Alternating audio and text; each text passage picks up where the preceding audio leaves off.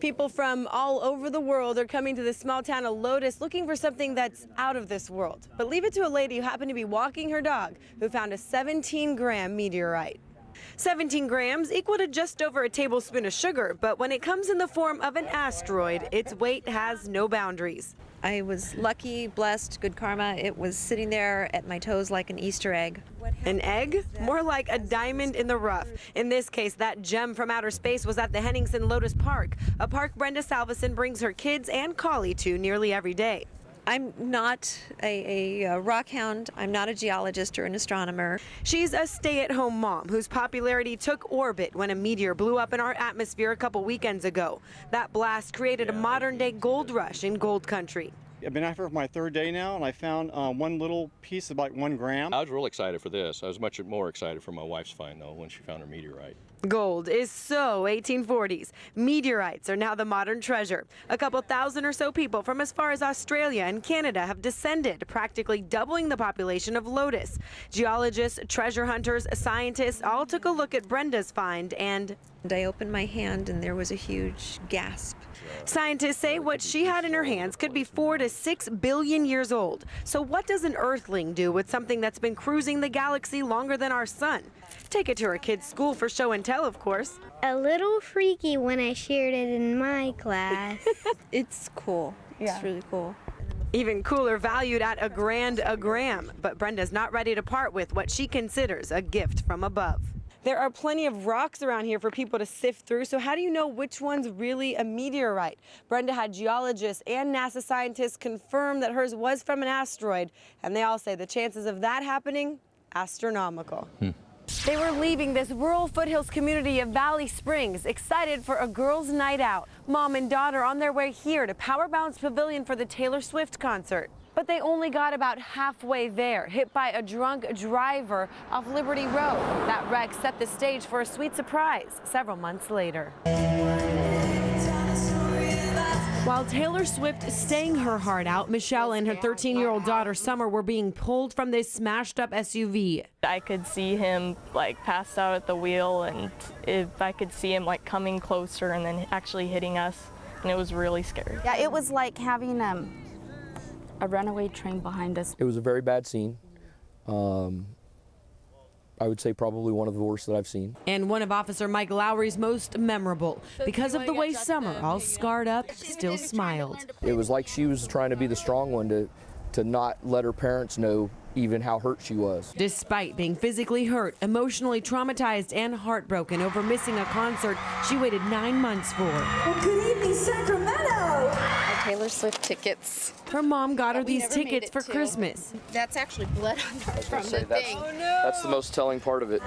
For months, Officer Lowry's been trying to contact Taylor Swift, hoping to secure a surprise for a special girl who captured his heart. But this multi-award-winning global sensation is kind of hard to reach. So Lowry asked CBS 13 for help. We called our CBS radio partner, KNCI 105.1, and they had the in with Taylor's people. And while we were talking to Summer and her mom, I just got an email. Oh, come on. Things work quick in this industry. You're going to kill me here. Taylor Swift's staff said if Taylor comes to Sacramento in 2013, Summer will be going. You know, I'll allocate some tickets and passes for them to see Taylor. We can always get her something personalized and signed from Taylor if that would help. That's so awesome. All I can say is that's awesome. That is the greatest thing in the world. I can't believe how fast you work. Thank you. It's all because of you. I know.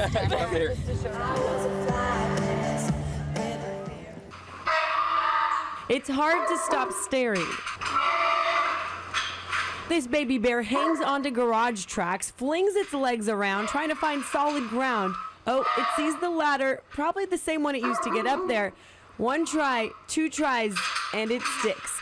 Down the ladder goes baby into mama's massive yet loving arms. I had one foot in the door here, so I had an easy exit plan. This cub's commotion captured by Judy Coover. I was tempted to just go and pick him up, but I thought, no, you know, where there's a baby bear, there's a mama bear. Yes, a 500 to 600-pound mama feet away trying to open the garage. It lifted like about maybe a foot off the ground, and then it slammed back shut. Lifted up, slammed back shut. Several tries before Big Bad Bear got a good grip. Judy tells us this garage door's manual. You can see the dent right here. The mom must have had to stick her claws underneath. It's really heavy, so she must have used the strength of, well, a bear to get this thing open. Judy got pictures of Mom, the acrobatic one, and another youngin' escaping into the El Dorado National Forest. Little do they know they're international stars. This video taking off almost as quickly as the bears did. I had friends calling me and they go, this is going to go viral. And I'm like, what's viral? Judy's certainly got a crash course. This still photographer posts plenty on her website, but it's this video that's getting her worldwide attention. Thousands and thousands of emails and comments from YouTube. And you would think coming this close to a cub this curious is a rare bear encounter, but it's happened to Judy before. About 8 years ago, this big one barged in, but he could never make it big in Hollywood the way this cute character already has. His focus never falters. He knows he's getting stronger with every weighted dip. Nothing's really going to stop you unless you let it. Tyler Bray moves with a mesmerizing motion. If there was a push-up record, I'd try to break it. His push-ups as impressive as his bench press. Tyler sets the bar high with his upper body strength, because frankly, that's all he's got, lifting at the level of a champion despite disability. I can't really use my hamstrings. I have my quads so I can extend. Born with spinal bifida, Tyler only knows life without walking, but that's never kept him chained down. There's nothing physically that's stopping you. It's your own mind stopping you. Boom, and then down to a push-up. As a personal trainer, his clients can't really complain. If he can do it from a wheelchair, then they really don't have an excuse. I was raised to believe that you don't settle for less than you're capable of. And he proves that on the mat. Some people totally underestimate me. Wrestling since 7th grade, Tyler on his knees brings down opponents from their feet to their backs. I can't do it perfectly the way that an able-bodied person can, so I have to adjust it. So then when I get out in a match, the move is really surprising to people. That's also how he tackles jiu-jitsu. I just figure out a way to make it work. You know, I don't really view it as a disability, just kind of a challenge. He sees his condition as an advantage, a remarkable outlook that pushed him to powerlifting. It makes my mind a little more creative than most people's, I guess. Yes, there's more to Tyler. He's competed around the world in bench press on the U.S. Paralympic team, lifting an impressive 370 pounds. If you don't succeed, it's because you didn't try hard enough, or you gave up just before you were about to accomplish it. He also believes in his clients and the Rockland High wrestlers he coaches, sharing with them the power of mind over body when you have the heart. Okay, Tyler's now putting me to work. What are we doing here? Let's get 10 more. All right. So he does have goals of getting as many people to reach their full fitness potential, but Tyler doesn't stop there. He also wants to be a world champion in jiu-jitsu. And I have a feeling you have a pretty good shot. Thanks for the workout. Nice job. Awesome. It was no bull, that was one lucky animal because it had the UC Davis vet team on its side. They're actually the inventors of this, a harness that's intended to pull these large animals out of wells and canals. But there's one catch. Last night's rescue certainly did not involve some calm horse. It was a pretty angry animal.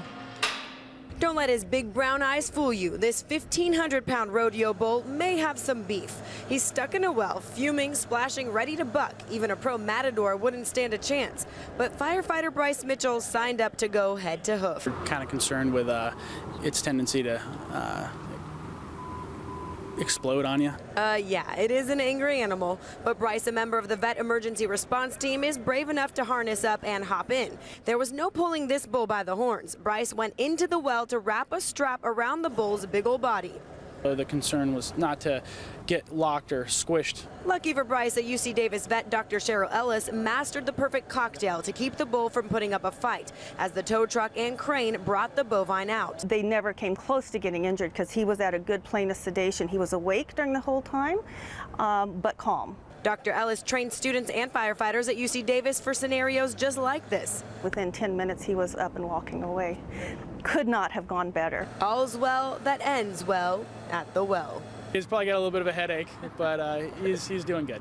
And for this 10-year veteran firefighter, this rumble on a ranch earned him some serious cowboy cred, but not enough to get him in a rodeo ring anytime soon. No background with rodeo, but you know, it's about kind of being aggressive. Yeah, he was aggressive. He certainly had the right tools because these animals get caught in wells and canals very often, not always with that best outcome. So coming up at 6, we'll get to the meat of the strategy that really saved that bull's life. Ba-dum-bum. Thank you, Neda. Appreciate it. See you at 6 with that. A little caffeine, always great when you're out on the slopes, but at this particular Starbucks, they're bringing a whole new meaning to iced coffee. They brewed up a plan to please the caffeine junkies, a sort of drive-through you can slide through. You can get your caffeine fix without taking off your ski gear. Your latte stirred and served while you're still strapped in. Does it take a lot of talent to ski while drinking coffee? Yes, I would say so. It's not for everybody. You don't have to ski with coffee in hand. Some guests tend to chill outside, enjoying the novelty of the world's first ski-through, and it's something this supervisor says he brags about. Bragging rights, for sure. We have the first. We are the first. You don't even have to get off of the trails. You just ski over, grab a coffee, and then get back on the chairlift. Couldn't be better. Inspired by base jumper JT Holmes, who was skiing with Squaw Valley's owner and CEO one morning with coffee in hand. The Squaw execs thought coffee on the run would be just the jolt the resort needs. We went to Starbucks and said, you know, we'd really like to make this happen, and they bought into the idea. Can't wait to check it out. And you have your Starbucks now? I sure do. Did you go the regular way and actually walk in? Actually, they delivered it to my room this morning. A year in the works, and now your grande half-calf skinny vanilla can be whipped up at the window. Make that on ice. It can also be a drive-through window, but you're gonna need one of these.